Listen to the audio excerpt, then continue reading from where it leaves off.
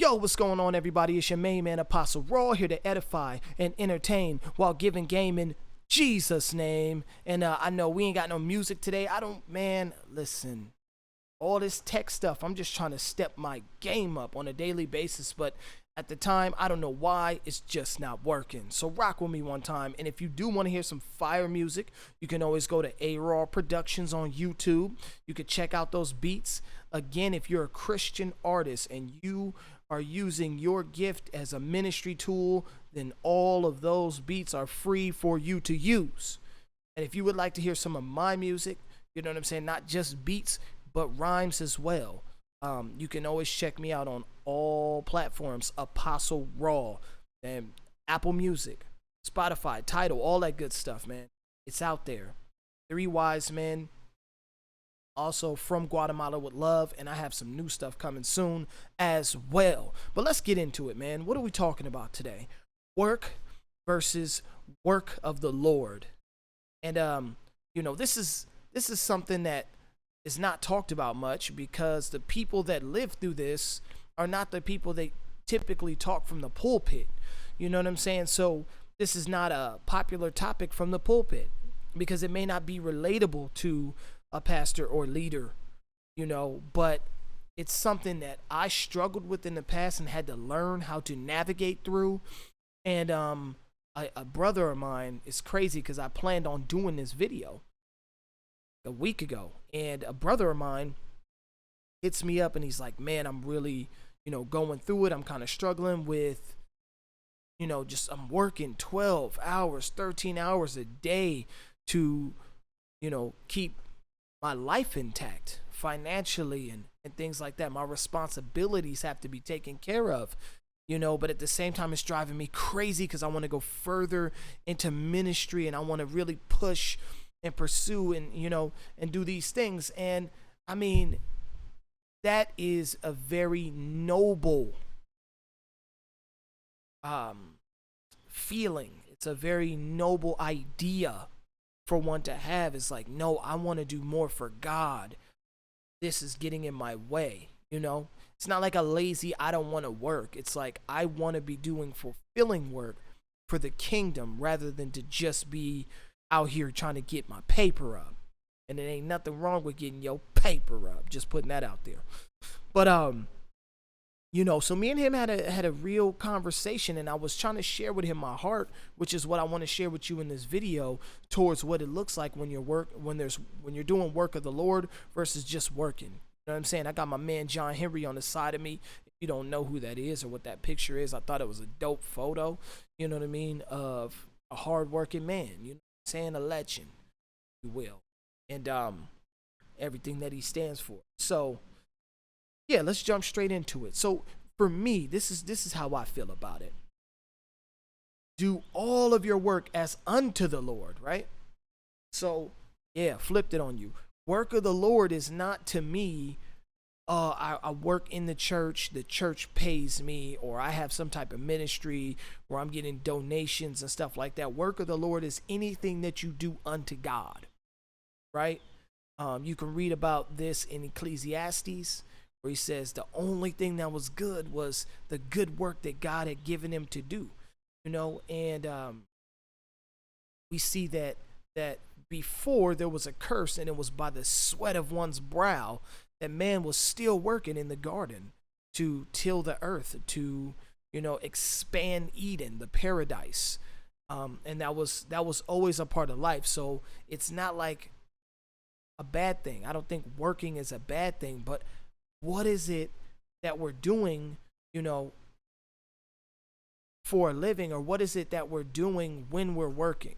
What are we doing it for? Because trust me, you can be in the church doing works not for the Lord. It could be not of the Lord. It could be of the church. It can be of the ego. It can be, just to feel good. It could be of the automaticity. It can just be something that you do just because you're so used to doing it. You know what I mean? Or you just because you feel like that's what's right. But there's no actual connection to the Father in the works. Feel what I'm saying? And then vice versa, you can be working what someone calls a secular 9 to 5, and it could be completely unto the Lord and super fulfilling. You know what I'm saying? And you can be super blessed in it, and you see fruit come out of it, meaning that you grow in character, meaning that you grow as a child of the Most High King, and you may even see souls touched, people redeemed, lives being impacted by your relationship with God, and you bringing that into the quote unquote marketplace, right? And I really wish I would have looked up the statistic of the percentage of Christians that actually work a 9-to-5 job. You know what I mean? Because if you really look into that, and I know it's in the 90s, I know it's in the 90s, you know, but I just don't have the exact percentage, so we ain't gonna go there. If you do have the exact percentage and you're watching this video, go ahead and hit that comment section and leave a comment letting us know exactly what the percentage is, as far as, like, you know, people that work an actual 9-to-5 versus people that are paid ministers, right? And so, yeah, over time I got to a point where I was able to understand that it wasn't necessarily what I was doing as much as it was who I was doing it unto and why I was doing it. Understand what I'm saying? And don't take that out of context, because I don't think anything you do can just be done unto the Lord, but plenty of it can be. You know what I'm saying? So many things can be done unto the Lord if we are willing to submit ourselves and our will for the Father to shine through all that you're living for. And that's, you know, that's just my heart. So many years ago, I would struggle because I would, you know, I was a single father at that. You know, I have full custody of my son. Of course, I had family that helped me. Thank you guys. My mother, my brother, my sister, they helped me a lot in the beginning. Son's life, you know. In fact, they're actually a big reason to how, you know, or a big part of how I got custody of my son. And that's another story. We'll share that at another time. But, you know, they really helped me out a lot. And in that time period, I found myself working a full-time job, trying to be a father, trying to be a Christian, you know what I'm saying? Trying to find a wife, and not, when I say Christian, I don't mean just trying to be a Christian like don't do bad. Like, no, like go out and heal the sick and cast out demons, and you know what I mean? And preach the gospel and advance the kingdom. And I'm talking about like be a Christian. You know what I mean? If that hurts your feelings, hey, you know what I'm saying? That's how I'm living. Ain't judging you. I'm telling you about me. So I was out there doing that type of stuff, 11 something at night. You know what I mean? We'd get off work, or I'd get off work after working a good 10-hour day, and then I would hit the streets and evangelize. And then when I would do that too much, I'd be like, dang, I'm not being a good father. So I need to spend more time with my son. But then when I'm just sitting at home and I'm not pouring into anybody or nothing like that, I'm not making that connection, I'm not in those worship circles where the presence of God is thick. You know what I'm saying? And don't hate like that's emotionalism. I'm saying there's an actual presence of God. You can read about it in the Bible. It's there. You know what I mean? The presence fills up the temple to the point where Solomon and all of them have to get out because it's just too thick. So that's a real thing, and you cannot hate on it because it's true. But anyway, feeling the presence of God, being moved, you know what I'm saying? Your spirit being spoken to, Holy Spirit communicating with your spirit. Wow, you are a child of God, affirming your identity, and then going out and pouring that out, the gospel, the good news. Hey guys, I got some great news. This is what God did for us, and this is what he has for you, and you're valuable and you're worthy. And guess what? It all comes from him.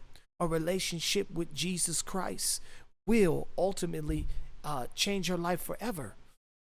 I couldn't get enough of that, but I found that time, oh man, it was hard to really balance that time, and I started to really hate the job that I was working at. No matter what job, I would go to another job, and I would despise the work because I wanted to do full-time ministry. And I've been blessed enough to hang out with pastors and leaders as long as I've been saved. You know, even in the world, I would click up with different leaders and we do what we do, but I've been blessed with that. So, You know, when I go to churches, like I'm hanging out with pastors. We're at their house. We're, eating dinner. We're going out. We're changing the city. We're trying to transform the land. You know what I mean? And so I've always been like that. And it gets difficult after a while because you have so many other responsibilities as a full-time working believer than someone who is just doing full-time ministry. And it started to kind of like get to me a little bit like, man, and then I started not only despising the work, but I started despising the ministry a little bit too. Like, man, I'm cool, man. You don't got the responsibilities that I got. I got to take care of this, and that. And then everything kind of fell out of balance, and it took some time, sitting with the Lord, praying with my brothers, confessing my heart and the root of bitterness that began to spring up, because I'm sure there was jealousy rooted in that. You know what I'm saying? Oh, I'm jealous because these people don't have to work the way I have to work. And you know what I'm saying? There's this bitterness towards, man, why can't my life be this? And why can't I be anointed to do this and that and the other? And for a long time, I felt like I was called to quote unquote full-time ministry, and it just wasn't happening because somebody was holding me back, or oh, this is not really a multinational church, it's all white people that lead here and I'm black and they don't want to elevate me. And you know what I'm saying? I'm just keeping it 100 with y'all. And so there was just different ideas that I had to deal with, like, no, that's not true. And then the Lord started showing me the opportunities I was having at these jobs to do ministry. The church is all people that are trying to get to the Lord, right? They're trying to get to the Lord, or they know the Lord and they want to continue to walk. They want to be fed. They want to grow. They want to be in community with people that believe the same as them, but it's all positive reasons. When you're at work and you're working a job, there's people that's going through stuff that have nothing to do with Jesus and that get to encounter him through you. Tons of people. You know what I'm saying? That I have met, that I have prayed for, that I've ministered to, that I've been able to be a part of a life-changing experience with and for by working a 9-to-5. More than most people ever get to have.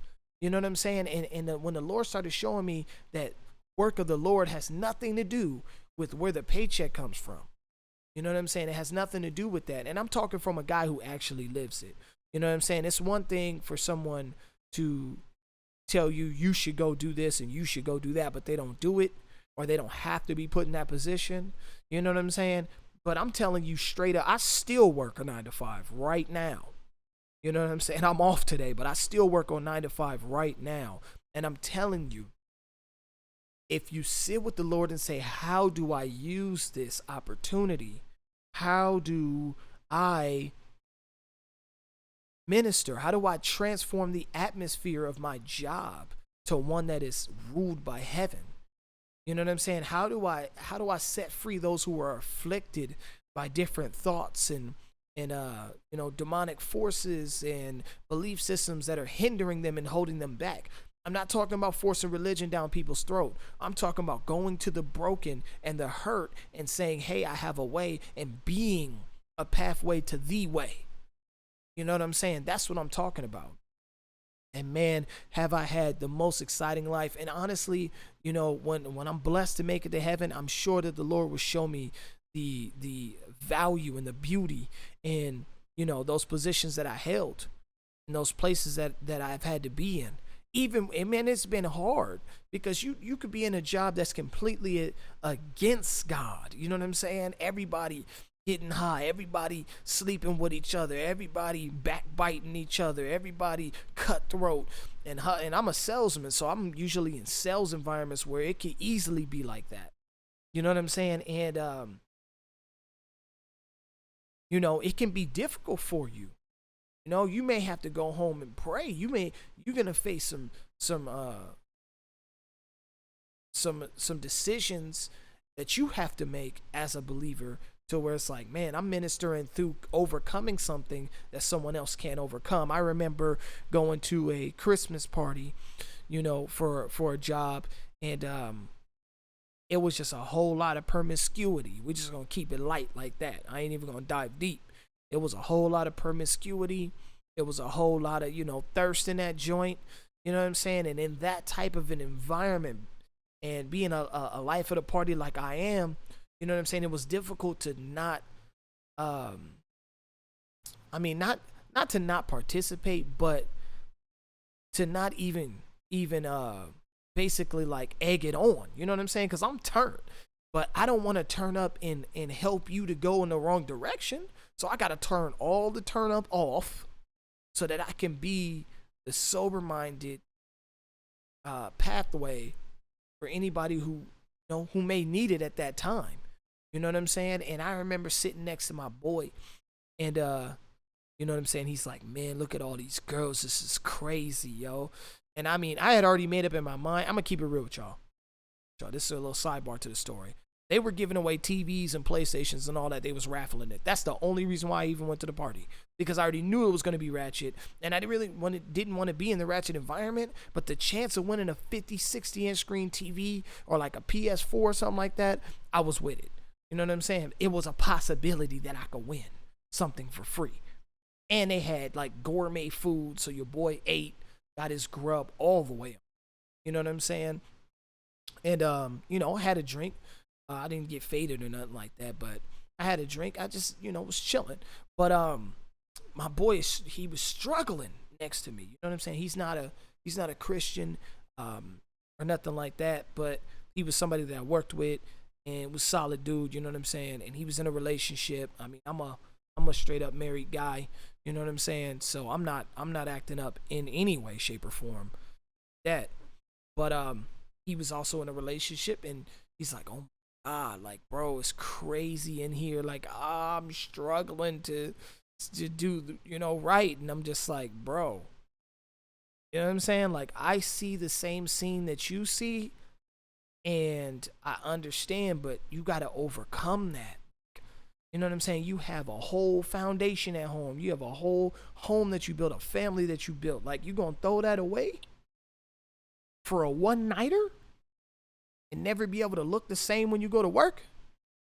No. And he's like, well, it's different for you, man. I mean, you got Jesus. And I'm like, well, then maybe you should have Jesus, bro. Because, you know what I'm saying? Like, it was crazy. It blew my mind when he said it, though, initially. Like, but you have Jesus, so it's different. And I'm like, wow, you're going to recognize the power and not want to have anything to do with it. He's like, I'm just out here on my own. And I'm like, huh. Wow. And it was a very interesting conversation that we ended up having. I don't believe he ended up messing with nobody or messing up his situation that he had at home or whatever. But it was interesting to hear somebody say that. And it really made me think, like, wow, like, you have Jesus. I'm just out here by myself. And if you really look at your work environment and your place of employment like that, I have Jesus, and people is just out here on their own. I mean, it's people with diseases that, you know what I'm saying, that need prayer. It's people that need to see a decent person to believe in life. You know what I'm saying? It's people that need to see overcomers. Wow, you overcame that? Yeah, when I tell people, man, I ain't smoked cigarettes in X amount of years. Oh, yeah, I stopped smoking weed all that time. And you know what I'm saying? Like, just being authentic, though, not like overly over the top, wilding out, you know what I'm saying? But being very strategic, by letting your light shine through your life, and then when asked about the light, explaining who it is, you know what I'm saying, that is inside of you, who it is that transformed you. And man, I'm telling you, bro, so many people know me for just that. And they would never know me. They would never have experienced what it is that I believe as a Christian, you know what I'm saying? Because I'm not a turn and burn type of guy. You know what I'm saying? I have different belief systems that lean more towards Orthodox. I'm charismatic, which can be kind of, that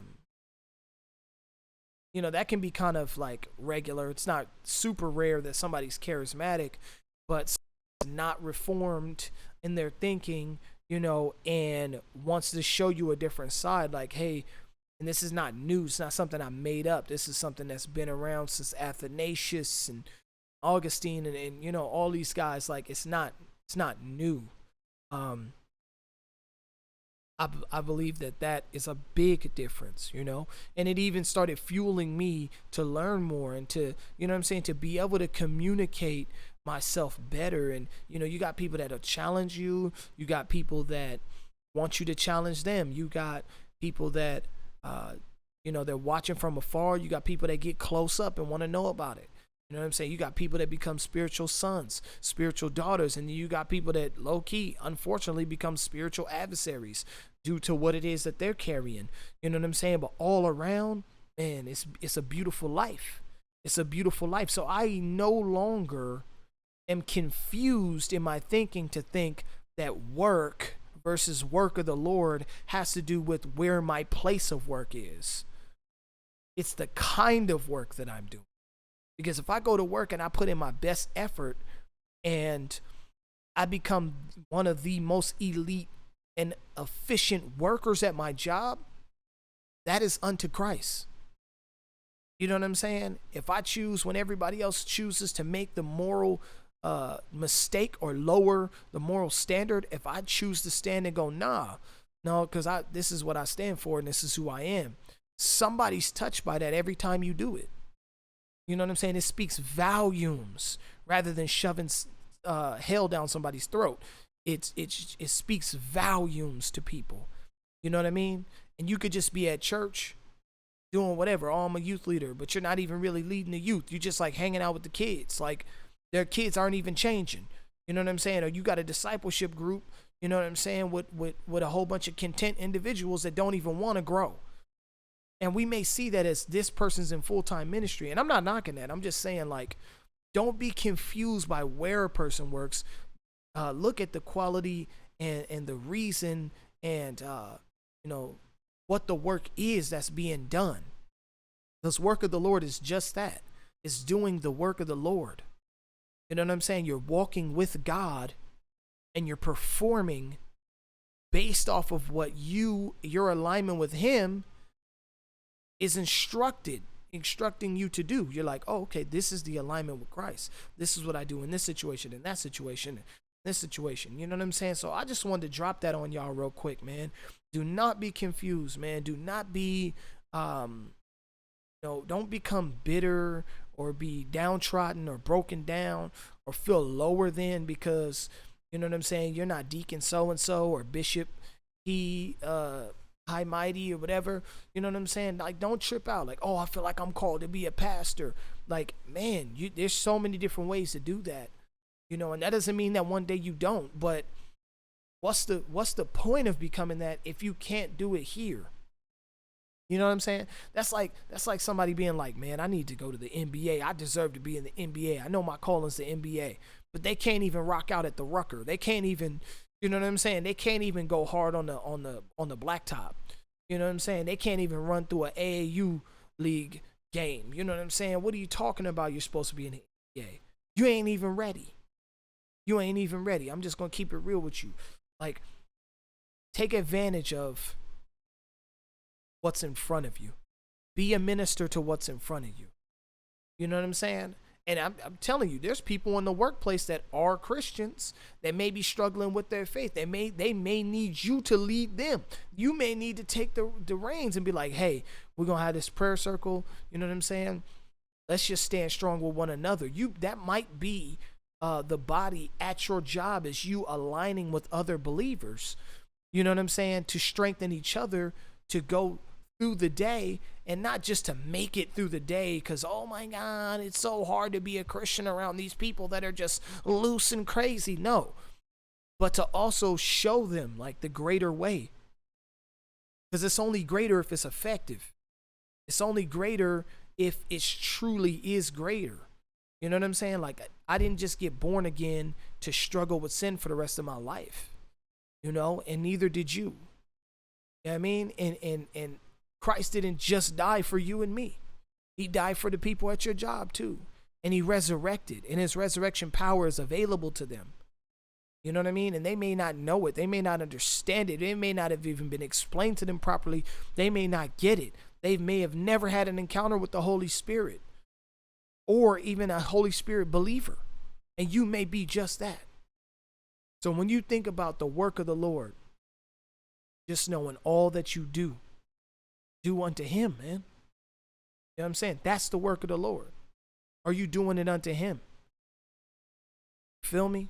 Not unto your pastor or leadership, not unto your boss, not unto your husband or wife, not unto your kids, not unto your ego. You know what I mean? Not unto your law system, but unto him, Father who is in heaven. I'm going to cut it like that. Straight up. It's your main man, Apostle Raw. I enjoy every moment that I get to speak with you guys. Please, if you enjoy what I'm talking about, go ahead and hit that subscribe button one time. Hit that like button. Leave a comment. What touched you? What didn't? If you didn't enjoy it, leave a comment. You know what I'm saying? If you have some ideas of future videos, leave a comment. Interact. Let's engage. Let's get this thing going, man. It's your main man, Apostle Raw, and I'm out.